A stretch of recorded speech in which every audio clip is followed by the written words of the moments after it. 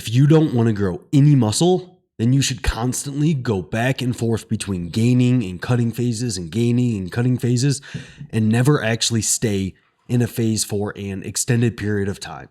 And in today's video, I'm going to explain why this is and give you 3 things to keep in mind when trying to accept some of the fat gain that inevitably comes when going through a gaining phase. But first, let me kind of tell you a little bit of a background on when I've run into this and how it caused me just constant wheel spin for probably years. And I used to be overweight and I just had this picture of this physique I wanted to get to, and I would constantly go through fat loss phase after fat loss phase after fat loss phase, and I could just never get to the level of leanness that I felt good with. And the big culprit of this was I just didn't have enough muscle mass to actually like how my physique looked, even when I was still lean. So then I would kind of try to go through a gaining phase and I'd start to look, a little bit chubbier cheeks. This was before I could grow a beard and stuff like that, which definitely covers that up, which I highly recommend if you do struggle with chubby cheeks.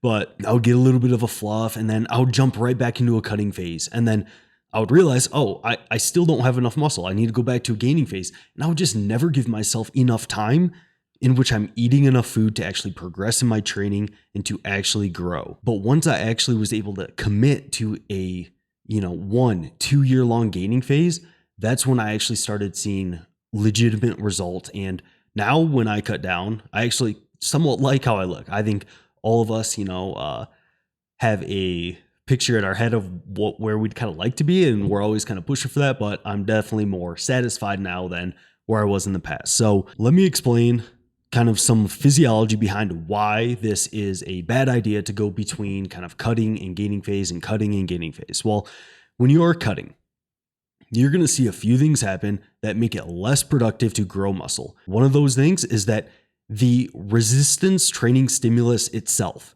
is going to be less stimulative. You're going to see less increases in muscle protein synthesis from your resistance training while you're going through a fat loss phase.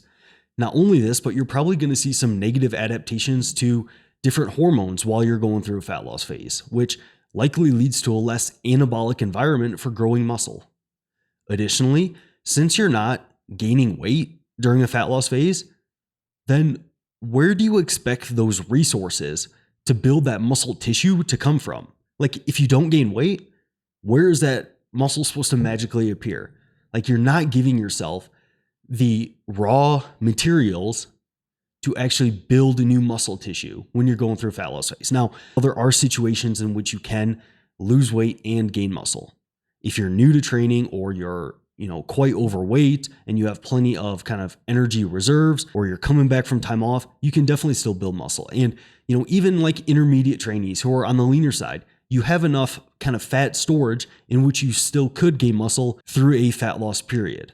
However, I still think that the most optimal scenario is when you're giving yourself plenty of resources to grow, your hormonal environment is a little bit more anabolic, and you're getting kind of the maximum resistance training stimulus regarding muscle protein synthesis that you will during a gaining phase. So with those negative adaptations, it's also probably going to take you a few weeks out of a fat loss phase, or several weeks, depending on the severity and the extent of your fat loss phase, to really start feeling kind of normal again and to really start gaining momentum into a gaining phase, to return to a nice hormonal environment, to start getting a nice positive resistance training stimulus from your program, and to just overall be in an environment where you can grow muscle more optimally.